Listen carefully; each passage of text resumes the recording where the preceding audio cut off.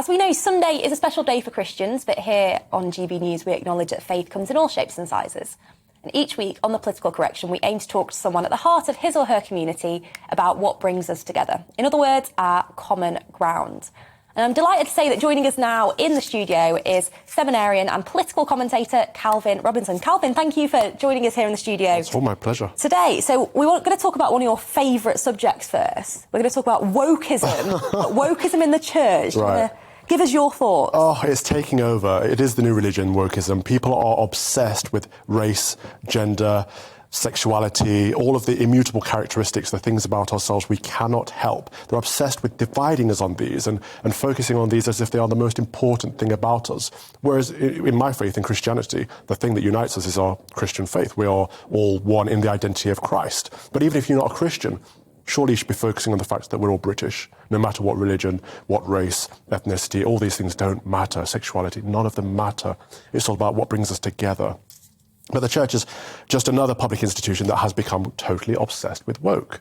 You know, Calvin, is it beyond the point of redemption, to use the word, in the sense that, I mean, traditionally, as you know, the Church of England was called the Conservative Party at prayer. Yeah. I mean, it's pretty much the Lib Dems at prayer now, isn't it, in terms of its kind of orthodox thinking? Expand on that then. You think it can be won back? It's still Conservatives at prayer. The congregation, the masses, the faithful people who turn up and sit on the pews week in, week out are generally small c Conservative, as are most people in this country, I believe. The problem is the hierarchy. The bishops, they are the Lib Dems at prayer, and they are the ones sneering down their noses at people that read the Daily Mail, the Express, and watch GB News. They think they are above us for some reason. They have a moral superiority. They've forgotten that we're all equal. But can we reform it? Can we fix it? For the last few months and years, I've been of the argument, yes, we can, we need to change it from within. But I've come to the conclusion that actually that's pretty much a Ramona stance. And, throughout the Brexit referendum, I would say you cannot reform an institution that is corrupt. You need to leave it. And I've come to the conclusion that actually I need to leave the Church of England because I don't think it is redeemable. The Brexit point is interesting, actually, because I recall bishops being asked for their views on Brexit at the time, and almost exclusively, certainly overwhelmingly, they were all in favour of remaining in the EU, some of them in quite a militant way, and some of them made these terrible dire warnings of what would happen if we had Brexit go back to the 1930s. I imagine that probably wasn't a reflection of people in the pews as well on that issue. No, I think 70% of the congregations voted to leave the European Union. So that's more than the people of the country, actually.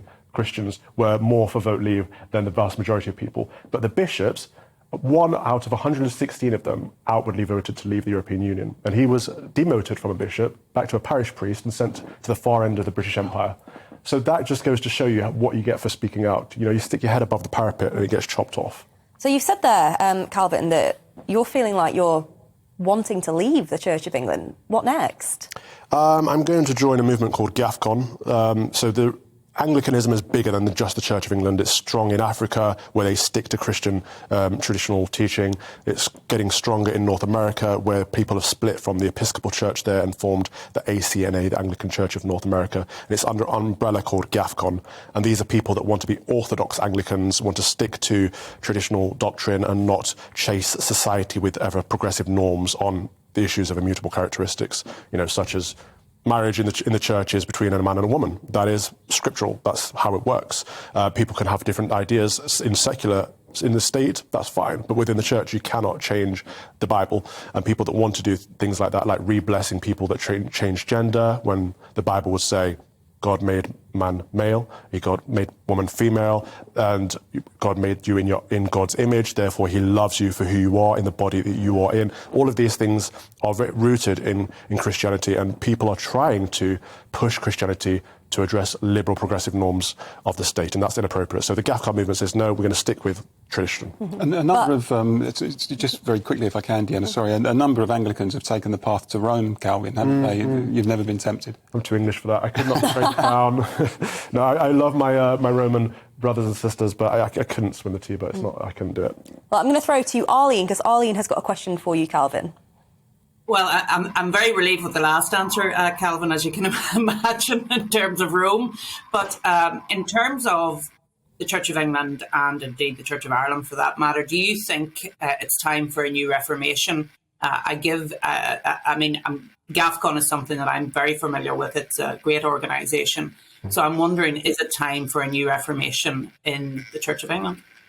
Perhaps, yes. I think disestablishment might be a good thing, separating church and state, just because the Church of England, as the established church, has a monopoly, so to speak, on Anglicanism in this country. And there are far more Anglican organisations than just the Church of England. I think they would thrive if the established church didn't have a chokehold on faith, especially if it's going away from faith and entering apostasy. Well, Calvin, thank you so much for your time with us this morning. Calvin Robinson, seminarian and political commentator, and GB News favourite, I think, at the moment. Thank you. Big hit on our channel.